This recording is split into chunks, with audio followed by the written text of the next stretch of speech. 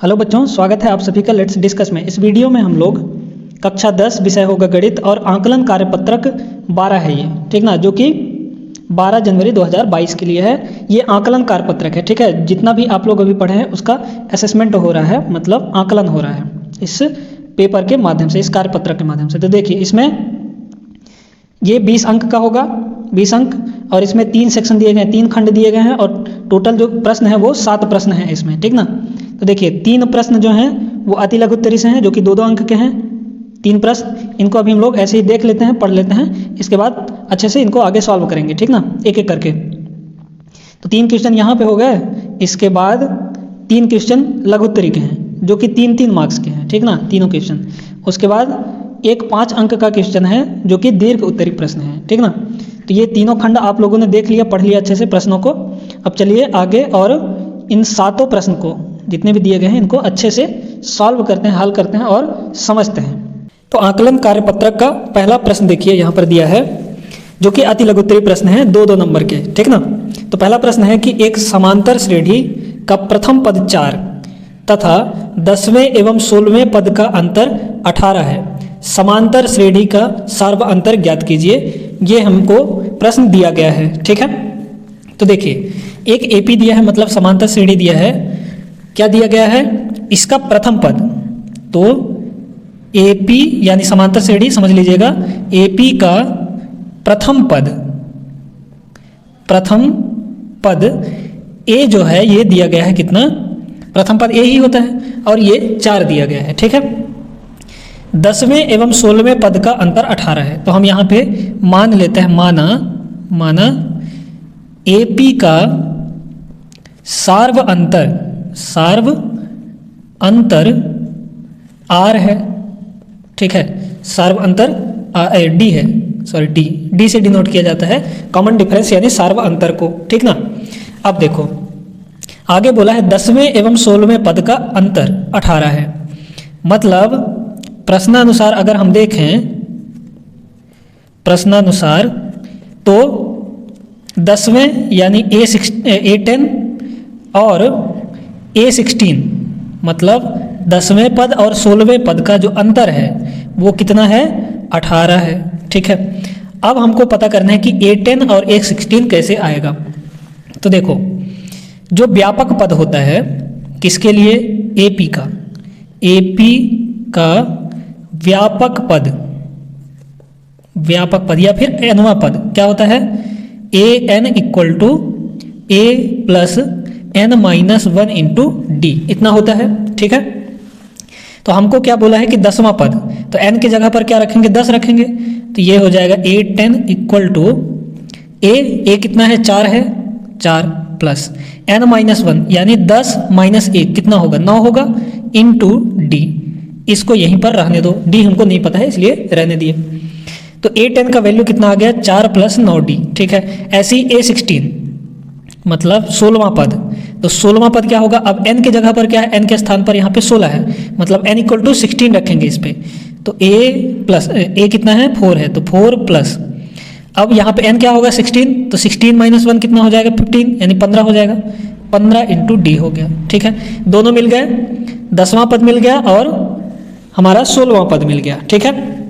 अब देखो इसमें हम लोग रख देंगे, इसको अगर समीकरण 1 मान लें, तो इस समीकरण 1 में अगर रख देंगे A10 और A16 का वैल्यू, तो आ जाएगा हमारा वहाँ से D का वैल्यू। तो रख दो A10 तथा A16 का मान समीकरण 1 में रखने पर, ठीक है, 1 में रखने पर। तो रख दीजिए, क्या हो जाएगा? A10 का वैल्यू कितना है? 4 प्लस 9 इंटू डी, ठीक है। और फिर माइनस लगा तो माइनस लगा दिए। उसके बाद A16 का वैल्यू कितना है? 4 प्लस 15 इंटू डी, ठीक है, इक्वल टू ये कितना है? 18 है। चलो इतना तो हो गया। अब देखो आगे इसको अगर सॉल्व करें तो ब्रैकेट खोल देंगे इधर का, तो 4 प्लस 9D और माइनस 4 और माइनस 15D होगा, क्योंकि माइनस जब ब्रैकेट के अंदर जाता है तो चिन्ह को बदल देता है, मतलब माइनस का गुणा प्लस से होगा तो माइनस आ जाएगा। इक्वल टू ये कितना है? 18, ठीक है, यहाँ तक समझ में आया। तो +4 -4 कैंसिल होकर 0 हो गया। और ये हुआ 9 माइनस 15D बचा है हमारे यहाँ पर। तो इसको आगे अगर लिखें तो क्या होगा, 9D minus 15D equal to 18 हो जाएगा। ठीक है, यहाँ से अगर D कॉमन ले लें तो कितना बचेगा, 9 माइनस 15 और D आ गया बाहर बराबर 18। अब 9 में से 15 माइनस करेंगे तो कितना आ जाएगा, -6 आ जाएगा। ठीक है, D इंटू इक्वल टू 18, तो यहाँ से D इक्वल टू आ गया -18/6 और ये कैंसिल होकर आ जाएगा -3। तो D का वैल्यू कितना आ गया, -3 आ गया इस AP के लिए। समझ में आ गया आप लोग को कैसे करना है। प्रथम पद लिए दिया है हमको, सार्वंतर D मान लिए। प्रश्न में दिया है कि 10वें पद और 16वें पद का अंतर 18 है। व्यापक पद हम जानते हैं कि nवां पद क्या होता है, an = a + n - 1 × d। यहाँ से 10वां पद निकाल लिए और 16वां पद निकाल दिए। दोनों का मान हम लोग समीकरण 1 में रख दिए, यहाँ से D का मान आ गया। ठीक है, चलिए ये तो हो गया। अब दूसरे प्रश्न पर चलते हैं हम लोग। तो दूसरा प्रश्न देखिए, यहाँ पर दिया है एक द्विघात समीकरण दिया है। द्विघात समीकरण क्या दिया गया है, 5x² + 7x + 2 = 0। ठीक है, ये द्विघात समीकरण दिया गया हमको और प्रश्न में बोला है कि इसका विविक्त कर ज्ञात कीजिए, मतलब डिस्क्रिमिनेंट क्या होगा वो ज्ञात करना है हमको। तो सबसे पहले हम लोग इसको व्यापक समीकरण से तुलना कर देते हैं। ठीक ना, तो व्यापक समीकरण जो द्विघात समीकरण होता है, व्यापक रूप से व्यापक समीकरण से तुलना करने पर व्यापक समीकरण क्या होता है, ax² + bx + c = 0 होता है। यही द्विघात समीकरण का व्यापक रूप होता है। ठीक है, तो अब यहाँ पे कंपेयर करो तो a के स्थान पर क्या है, 5 है, मतलब a बराबर 5 हो जाएगा। b के जगह पर 7 है तो b = 7 हो जाएगा और c के स्थान पर यहाँ पे 2 है तो c = 2 हो गया। अब हम जानते हैं कि विविक्त कर क्या होता है। विविक्त कर का सूत्र विविक्त कर, ठीक है, विविक्त कर इसको डिनोट किससे किया जाता है, D से, कैपिटल D से, और ये होता है b² - 4 × a × c। ठीक है, b का वर्ग -4ac इतना होता है D। तो अब b का वैल्यू रख दो, a का वैल्यू रख दो, c का वैल्यू रख दो। b का वैल्यू कितना है, 7, ये हो गया 7 का स्क्वायर -4 × a कितना है 5। ठीक है, इंटू 5 इंटू c कितना है 2 है तो हमने 2 रख दिया। अब 7 का वर्ग आ जाएगा 49 और -4 × 5 = 20, 2 × 40, ये हो गया 40। अब 49 में से 40 घटा दो तो कितना आ जाएगा, ये आ जाएगा आपका 9। ठीक है, तो D = कितना आ गया, 9 आ गया। तो यहाँ पर हमारा दूसरा प्रश्न भी हो गया विविक्त कर जिसमें निकालना था। तो विविक्त कर कितना आ जाएगा, 9 आ जाएगा। ठीक है, चलिए यहाँ तक तो समझ में आ गया। अब आगे चलते हैं तीसरे प्रश्न पर। देखिए दूसरा प्रश्न यहाँ पर है, ये चित्र दिया गया हमको। ठीक है, दी गई आकृति में एक समद्विबाहु त्रिभुज है PST। ये त्रिभुज है समद्विबाहु। समद्विबाहु का मतलब होता है जिसकी दो भुजाएं बराबर हों। इसका मतलब PS और PT बराबर है दोनों भुजाएं। एक वृत्त को बिंदुओं B, E और N पर स्पर्श करता है। ये जो है त्रिभुज एक वृत्त को B, E और N पॉइंट पर स्पर्श करता है, मतलब टच करता है, टेंजेंट है ये। ठीक है, सिद्ध कीजिए कि बिंदु N, ये बिंदु जो है ST का मध्य बिंदु है, मतलब इसका मध्य बिंदु है ये बीच वाला। ठीक है, तो चलिए देखते हैं कैसे किया जाए इसको। अब देखो यहां पर दिया क्या है हमको, दिया है कि जो PST है ये एक समद्विबाहु त्रिभुज है। मतलब जो PS है, PS इक्वल है किसके, PT के। ठीक है, समझ में आया, PS जो है PT के इक्वल है। मतलब जो त्रिभुज PST है एक समद्विबाहु त्रिभुज है, समद्विबाहु त्रिभुज है। ठीक है, इतना समझ में आया होगा आप लोग को कि अगर PST एक समद्विबाहु त्रिभुज है तो इसकी दो भुजाएं बराबर होंगी, मतलब PS जो होगा PT के इक्वल होगा। इतना समझ में आ गया। अब देखो यहाँ पर अगर हम पॉइंट P से देखें पॉइंट P से, तो PB और PE क्या हैं, ये टेंजेंट हैं। टेंजेंट मतलब स्पर्श रेखाएं हैं। ठीक है, क्या है, स्पर्श रेखाएं। PB और PE स्पर्श रेखा है। तो एक ही बिंदु से किसी वृत्त पर स्पर्श रेखाएं खींची जाती हैं तो वो स्पर्श रेखाएं बराबर होती हैं। मतलब क्या हो जाएगा, PB जो होगा वो PE के इक्वल होगा। क्या लिखेंगे हम यहाँ पर, एक ही बिंदु से एक ही बिंदु से वृत्त पर स्पर्श रेखाएं, स्पर्श रेखाएं, तो एक ही बिंदु से वृत्त पर अगर स्पर्श रेखाएं खींचेंगे तो वो दोनों बराबर होंगी, ठीक है। ऐसे ही अगर हम पॉइंट एस से देखें तो ये क्या है, वृत्त के बाहर एक बिंदु है, इस बिंदु से पी बी, एस बी और एस एन, ये दोनों क्या हैं, स्पर्श रेखाएं हैं, तो इसका मतलब ये भी बराबर होंगे क्योंकि एक ही बिंदु से बना रही हैं, ठीक ना। तो एस बी और एस एन ये दोनों भी इक्वल हो गए। रीजन यही है, एक ही बिंदु से वृत्त पर स्पर्श रेखाएं, रीजन सेम टू सेम यही है। ऊपर वाला क्या था, पी बिंदु से, और ये एस बिंदु से है। तीसरा, अगर इस बिंदु से लें, टी बिंदु से, ठीक है, तो टी से देखो टी एन और टी ई ये दोनों इक्वल होंगे क्योंकि एक ही बिंदु से स्पर्श रेखाएं खींच रही है ना, तो टी एन और टी ई ये दोनों बराबर होंगे। कारण यही है, कारण यही है, क्या है कारण, एक ही बिंदु से स्पर्श रेखाएं। अब देखो यहां पर इसको हम लोग लेते हैं, मतलब पी एस बराबर पी टी, ठीक है, चूंकि पी एस बराबर पी टी है। तो देखो अब इसको क्या कर सकते हैं, जो पी एस होगा वो क्या होगा, P B plus S B होगा, ये total P B plus S B है ना। तो पी एस को हम लिख सकते हैं P B plus S B, ठीक है, इतना हो गया, इक्वल टू पी टी जो होगा P E plus E T लिख सकते हैं इसको, P E plus E T या टी ई कुछ भी कह सकते हैं, टी ई या ई टी, ठीक है। तो ये हो गया। अब देखो जो पी बी है वो पी ई के इक्वल है, मतलब पी बी की जगह पर अगर हम पी ई रख दें तो क्या हो जाएगा, इसको हम लिख देंगे पी ई और plus S B equal to P E plus T E, ठीक है, चूंकि जो पी बी है वो पी ई के इक्वल है।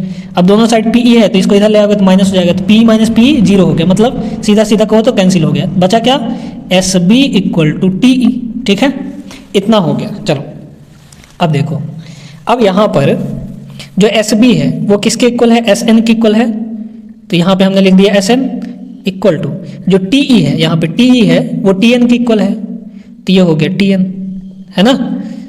यहाँ पे क्या लिख सकते हैं, चूंकि S B equal to S N और जो टी ई है वो टी एन के इक्वल है। अब देखो तो जब ये दोनों इक्वल है, एस एन और टी एन, एस एन और टी एन ये दोनों इक्वल हैं, इसका मतलब क्या है, जो एन है वो एस टी का मध्य बिंदु है। तो यहां से हम लोग क्या लिख सकते हैं, अतः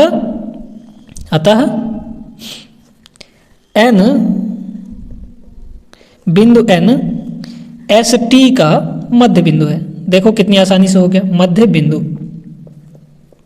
तो आप लोग को बस प्रश्न पढ़ना है और समझना है, उसी के हिसाब से करते जाना है। बस यहाँ पे एक चीज ध्यान रखना कि अगर एक ही बिंदु से वृत्त पर स्पर्श रेखाएं खींची जाती हैं तो वो स्पर्श रेखाएं बराबर होती हैं, ठीक ना।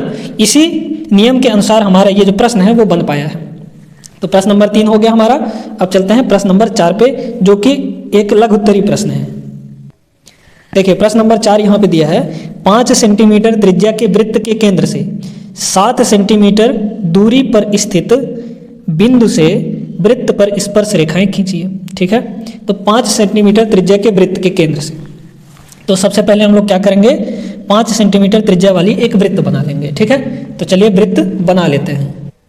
तो ये बन गया हमारा वृत्त, और ये आप लोग माइंड मत कीजिएगा क्योंकि ये हाथ से ही बना है तो थोड़ा इधर उधर हो गया होगा।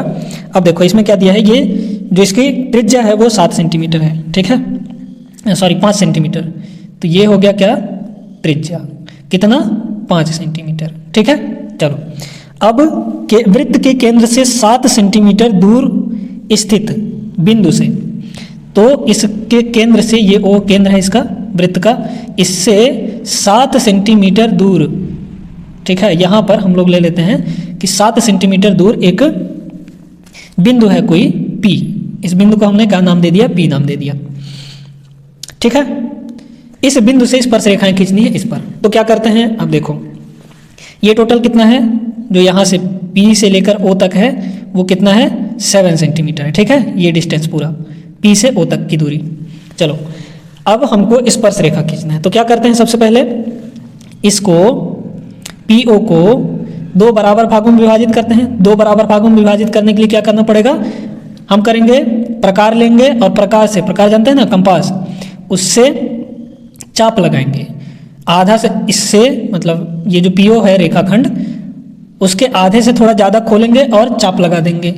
तब मान लीजिए कि यहाँ पर ये चाप लगा, ठीक है, यहाँ से एक चाप इधर लगा दिए, है ना, यहाँ पर तो ये ऐसे, और ऐसे ही एक चाप इधर हमको लगाना है, तो एक चाप हमने इधर लगा दिया, ठीक है। अब प्रकार को कुछ नहीं करना, सीधा उठा के यहाँ पे रखना है और एक चाप आपको इधर लगाना है और एक चाप लगाना है इधर, ठीक है। चलिए, अच्छा हाँ ठीक है, एक चाप ये, एक चाप ये और एक चाप ये, एक चाप ये, ठीक है। अब इन दोनों चापों को हम लोग क्या करेंगे, मिला देंगे, तो ऐसे मिल जाएगा, ठीक है। अब मिल गया, तो जो इसका मध्य बिंदु आएगा ये आएगा। आप लोग प्रकार से बनाएंगे तो बहुत अच्छे से बनेगा, ठीक है। हम ऐसे ही रफली बताए दे रहे हैं, आप लोग कर लीजिएगा, ठीक ना। तो ये मध्य बिंदु मिल गया। अब मध्य बिंदु से इधर और इधर कितना कितना सेंटीमीटर हो गया, अगर 7 को आधा आधा हम बांट दे तो 3.5 होगा, ठीक है। इधर भी 3.5, इधर भी 3.5, चलो यहाँ पे बीच पे बन गया है। अब 3.5 का रेडियस लेकर इधर वाला इसको m बिंदु मान लो, इधर का रेडियस लेके इधर का रेडियस लेके एक हमने क्या किया, वृत्त बना दिया, तो ये बन जाएगा एक वृत्त, ठीक है। ऐसे ही रफली बना दे रहे हैं, चलो ये बन गया वृत्त। अब ये वृत्त इस पुराने वाले वृत्त को कहाँ कहाँ पे काट रही है, एक तो यहाँ पर और एक यहाँ पर। बस क्या करना है, इन्हीं दोनों बिंदुओं को मिला देना है, ठीक है। जब कंस्ट्रक्शन वाला वर्कशीट पढ़ रहे थे तो उसमें कंस्ट्रक्शन हम लोग किए थे, आप लोग उसको जाके देख सकते हैं। तो ये हो गया क्या हमारा, 2 स्पर्श रेखा, समझ में आया ना। तो इसको नाम दे दो S और इसको नाम दे दो T, ठीक है। तो बड़ा ही सिंपल सा स्टेप्स हैं, 3-4 स्टेप में ये हमारा पूरा कंप्लीट हो जाता है। तो समझ में आ गया होगा कि स्पर्श रेखा कैसे ड्रॉ करना है। तो ये हो गया हमारा चौथा क्वेश्चन। अब चलिए चलते हैं 5वें प्रश्न पर। तो 5वां प्रश्न देखिए यहाँ पर, 1.5 मीटर लंबा प्रेक्षक एक मीनार से 20.5 मीटर दूर खड़े होकर मीनार को देख रहा है, ठीक है। एक मीनार है, जैसे यहाँ पे हमने बना दिया एक मीनार, ठीक है। इस मीनार से एक आदमी, एक प्रेक्षक, ये है अपना ग्राउंड, ठीक है। एक प्रेक्षक जिसकी लंबाई कितनी है, हाइट 1.5 मीटर, ठीक है, 1.5 मीटर। चलो ये हो गया। कितनी दूर से देख रहा है ये, मीनार से कितनी दूर से, 20.5 मीटर दूर खड़े होकर ये देख रहा है। मतलब मीनार से इस आदमी की जो दूरी है वो कितनी है, 20.5 मीटर। प्रेक्षक की दृष्टि और मीनार के शीर्ष का उन्नयन कोण कितना है, 45 डिग्री है। मतलब इसका आंख यहाँ पे होगा, आंख की दृष्टि रेखा कहाँ जाएगी, अगर ये टॉप को देख रहा है, शीर्ष को देख रहा है तो ऐसे जाएगी, ठीक है। और इसका जो उन्नयन कोण बन रहा है, अब उन्नयन कोण कहाँ पे बनेगा, यहाँ पे बनेगा, ठीक है, क्योंकि ये क्षैतिज रेखा है, क्षैतिज रेखा के ऊपर बनती है। तो ये हो गया क्या, उन्नयन कोण, और ये उन्नयन कोण बन रहा है 45 डिग्री का, ठीक है। तो बोला है मीनार की ऊंचाई ज्ञात कीजिए कि ये जो टोटल ऊंचाई होगी वो कितनी होगी, ठीक है। चलो तो हमने क्या लिया, इसको h मान लिया। अब ध्यान से समझना, 1.5 मीटर, इसको हमने नेमिंग कर देना है 1 AB और CD, ठीक है, और इस पॉइंट को हमने ले लिया E। तो अब यहाँ पर ध्यान से देखो, जितना AB होगा उतना ही ED होगा, ठीक है, इतना हम लोग समझ गए, और जितना BD होगा उतना ही AE होगा, है ना। तो यहाँ पर चित्र में हम लोग क्या देख रहे हैं कि ED जो होगा, ED वो किसके बराबर होगा, AB के इक्वल होगा, और कितना है ये, 1.5 मीटर है, ठीक है, समझ में आया। और AE जो होगा वो BD के इक्वल होगा, यानी AE इक्वल टू BD, और ये कितना है, 20.5 मीटर, ठीक है, इतना समझ में आ गया।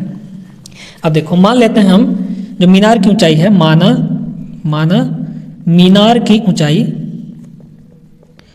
ऊंचाई कितनी है, h है, ठीक है, ऊंचाई h है। तो h इक्वल टू, अब यहाँ पर देखो, CE प्लस ED होगा, CE प्लस ED ये होगा, चित्र से हमको दिख रहा है यहाँ पर, है ना। अब देखो ED तो हमको पता है, ED कितना है, 1.5 मीटर है, जितना ये होगा उतना ही ये भी होगा। ED हमको पता है, निकालना है हमको क्या, CE, मतलब ये वाला निकालना है, ठीक है। तो अब देखो कैसे निकालेंगे इसको। अगर हम इस त्रिभुज में देखें CEA में, तो त्रिभुज CEA में क्या होगा, लंब बटे आधार अगर कर दें तो क्या आ जाएगा, tan 45 आ जाएगा। तो लंब क्या है, CE है, और बटे आधार क्या है, AE है। AE इक्वल टू कितना होगा, tan 45 होगा, एंगल 45 है। CE हमको नहीं पता, यही हमको फाइंड करना है, और AE हमको पता है। AE कितना है, 20.5 मीटर, जितना ये उतना ही ये, यानी 20.5 मीटर इक्वल टू tan 45 को वैल्यू 1, इसको इधर मल्टीप्लाई कर दो तो CE इक्वल टू आ गया 20.5 मीटर। अब CE मिल गया, ED हमको पता है, इसलिए मीनार की ऊंचाई आ जाएगी। तो यहाँ पर लिखेंगे मीनार की ऊंचाई H बराबर क्या होगा, CE प्लस ED। CE कितना निकाले हम लोग, 20.5 और प्लस ED है 1.5, दोनों को ऐड कर दीजिए तो 20 1 21 1 22, तो 22 मीटर क्या हो गया, इसकी ऊंचाई हो गई। ठीक है, समझ में आ गया कैसे किए हम लोग, यही हमारा उत्तर हो जाएगा। मीनार की ऊंचाई कितनी आ जाएगी, 22 मीटर। चलो ये प्रश्न भी हो गया। अब 2 प्रश्न इसमें और दिए गए हैं, वो हम लोग जल्दी जल्दी सॉल्व कर लेते हैं। देखो छठा प्रश्न यहाँ पे है, 8.4 सेंटीमीटर लंबे रेखाखंड को 1:3 में विभाजित कीजिए। ठीक है, 1:3 में विभाजित करना है हमको इसको, 8.4 सेंटीमीटर लंबे रेखाखंड को। तो सबसे पहले क्या करेंगे हम लोग, 8.4 मीटर का एक रेखाखंड खींच लेते हैं। चलो ये रेखाखंड हो गया A और B। ठीक है, कितनी है इसकी लंबाई, 8.4 सेंटीमीटर। ठीक है, अब हमको इसको अनुपात में बांटना है, कितने अनुपात में, 1:3 में। ठीक है, 1:3 में विभाजित करना है इस रेखाखंड को। तो जब ऐसे हो तो क्या किया जाता है, देखो ध्यान से, हम एक न्यून कोण लेते हैं। ठीक है, कोई सा भी कोण जो कि न्यून कोण होना चाहिए। तो यहाँ पर क्या किए, हम एक न्यून कोण ले लिए और इसको रेखाखंड को खींच दिए, रेखा को। ठीक है, चलो ये क्या बन गया, एक न्यून कोण बन गया। अब क्या किया जाता है, ये क्या है, 1:3 में विभाजित करना है। इसका मतलब 1+3 करेंगे, 1+3 जितना भी अनुपात होगा उसको जोड़ देंगे तो कितना आया, ये 4 आ गया। 4 मतलब ये जो रेखा है, इसको अगर AX ले लें हम, AX, इसको हमको 4 बराबर भागों में विभाजित करना है। ठीक ना, तो कैसे करेंगे, देखिए हम लोग प्रकार रखेंगे और प्रकार को थोड़ा सा खोल देंगे। ठीक ना, ये प्रकार है, इसको थोड़ा सा खोल दीजिए, ये यहाँ पर। ठीक है, ये खुल गया। अब प्रकार का एक पॉइंट यहाँ पे रखो और ऐसे चाप लगा दो। फिर प्रकार को कुछ नहीं करना, बस यहाँ पे रखना है और एक यहाँ पे चाप लग गया, 1 2, फिर यहाँ पे रखो, फिर यहाँ पे चाप लगाओ 3, फिर यहाँ पे रखो, फिर यहाँ पे चाप लगाओ। मतलब इसको हमने क्या किया, 4 बराबर भागों में बांट दिया। ठीक है, इतना समझ में आ गया। अब देखो, अब क्या करना है कि ये जो लास्ट वाला, अच्छा इनको नाम कर दीजिए A1 A2 A3 और A4। जो लास्ट वाला चाप है उसको क्या करना है, हमको पॉइंट B से मिला देना है। ठीक ना, तो ये हमारा पॉइंट B से मिल गया। अब इसके बाद यहाँ पर क्या है, 1:3 में विभाजित करना है। मतलब इसका एक भाग, देखिए ये जो यहाँ से यहाँ तक है, यहाँ से A से लेकर A4 तक 4 बराबर भागों में बटा है। मतलब एक भाग इधर करेंगे और 3 भाग इधर करेंगे तो 1:3 में बट जाएगा, बिल्कुल बट जाएगा। ये 1:3 में मतलब एक भाग ये और 3 भाग ये, यहाँ से यहाँ तक। ठीक है, समझ में आया। अब इस पॉइंट A से एक भाग छोड़ के इस पॉइंट A से क्या करना है, A4B के समांतर एक रेखा खींचनी है। तो कैसे खींचेंगे, देखो यहाँ पे हमने क्या किया, प्रकार रख के एक चाप लगाया, ऐसे एक चाप ऐसे लगा दिया। ठीक है, ये हो गया। और सेम चाप यहाँ से लगानी है। ठीक है, इसको, इस चाप को थोड़ा सा और छोटा कर लो, यहाँ पर ऐसे। ठीक है, ये चाप, और इसी चाप को हमको यहाँ पे लगानी है। तो हमने क्या किया, यहाँ से उठाया और यहाँ पे ऐसे लगा दिया। चलो, तो ये चाप लग गया। इसके बाद क्या करना है, देखो यहाँ पर प्रकार रखना है और प्रकार को खोलना है यहाँ तक। ठीक है, प्रकार को खोल दिए यहाँ तक और सेम उठाकर यहाँ पे रखना है और उसको खोल देना है, कितना, जितना है यहाँ पर हमने चाप लगा दिया।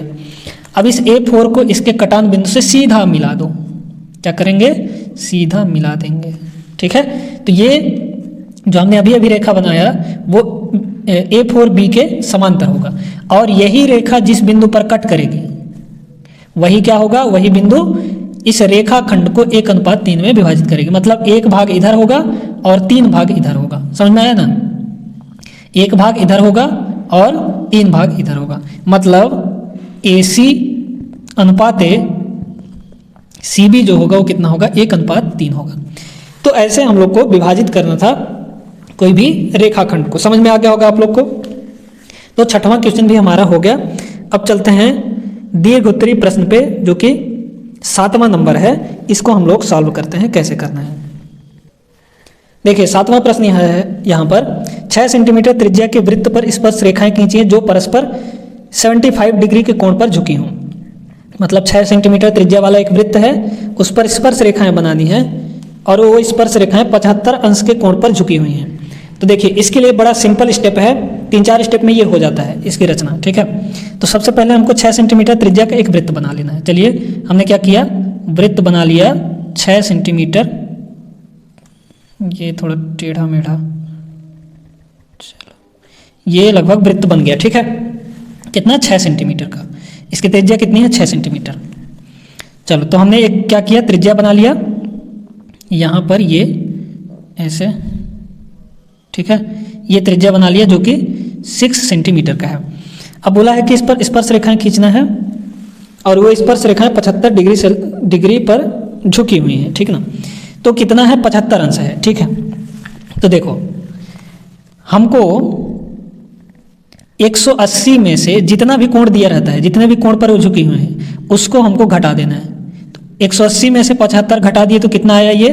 ये आ गया आपका 100 और कितना जाएगा? 105 आ जाएगा। ठीक है, 105। 180 में से 75 घटा दिए तो कितना आ गया? 105 आ गया। ठीक है, अब ये 105 अंश का हमको क्या करना है?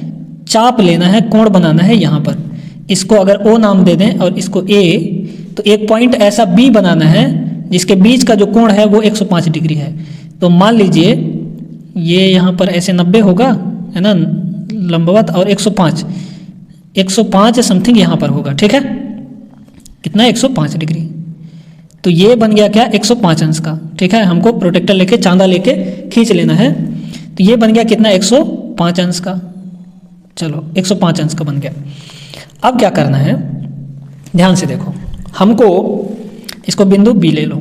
बिंदु A और बिंदु B पर लंबार्धक खींचना है, लंब समद्विभाजक। ठीक है, लंब समद्विभाजक ए पॉइंट। अब लंब समद्विभाजक खींचने के लिए क्या किया जाता है? ध्यान से देखिए, यहाँ से ऐसे एक चाप लगाओ।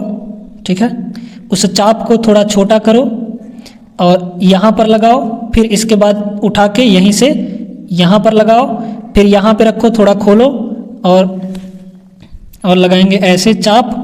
ठीक है, फिर यहाँ पर रख के यहाँ से ऐसे चाप और इस पॉइंट B को इसके कटान बिंदु से ऐसे मिला देंगे। तो ये बन गया क्या? लंबार्धक। मतलब यहाँ पे 90 डिग्री बना लिया। ठीक है, यही काम यहाँ पर भी करना है।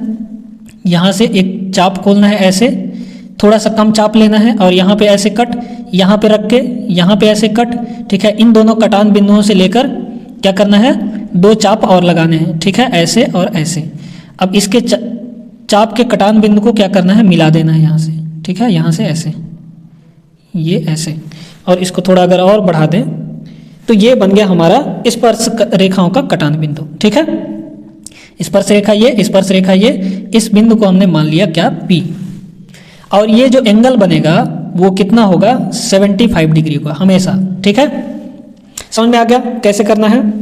जितने भी एंगल पे झुका हुआ है उसको हम लोग 180 से घटा देंगे। जितना भी एंगल आया उसको हमने केंद्र पर बनाना है, उतना एंगल। इसके बाद लंब समद्विभाजक खींचना है बिंदु A से और बिंदु B से। दोनों का जहाँ पे कटान बिंदु होगा उसको कोई पॉइंट P नाम दे देना है और वो जो एंगल बनेगा वो हमारा रिक्वायर्ड एंगल होगा। ठीक है, जो भी एंगल पर झुका हुआ था ये पूछा। ये हमारी रचनाएं हो गई और ये जो हमारा आकलन कार्यपत्रक था यानी असेसमेंट वर्कशीट 12, ये भी हमारा समाप्त हुआ। तो अगर आप लोग को वीडियो अच्छी लगी हो, अच्छे से पूरा समझ में आ गया हो, तो वीडियो को लाइक कर दीजिए और चैनल को सब्सक्राइब कर लीजिए। मिलेंगे नेक्स्ट वीडियो में अगले कार्यपत्रक के साथ, तब तक के लिए जय हिंद।